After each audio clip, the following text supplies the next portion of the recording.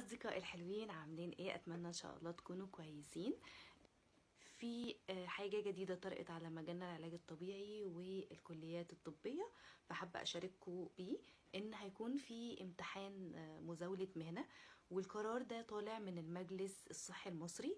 هيكون على كليات الطب البشري، الصيدلة، الأسنان، العلاج الطبيعي، البيطري. امتحان مزاولة المهنة ده هيكون بفلوس يعني. هنزل لكم الجدول بتاع الأسعار.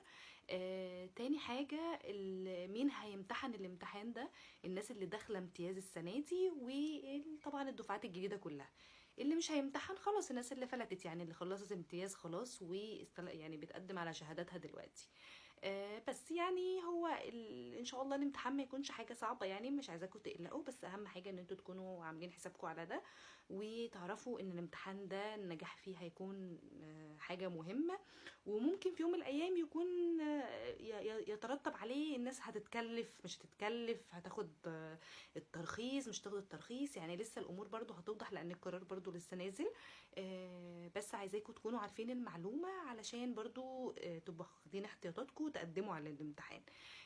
ممكن نتكلم في فيديو تاني نقدم ازاي على الامتحان، وهيكون الاخبار عاملة ازاي. بس كده معلوماتنا النهاردة خلصت، اشوفكم في فيديو جديد.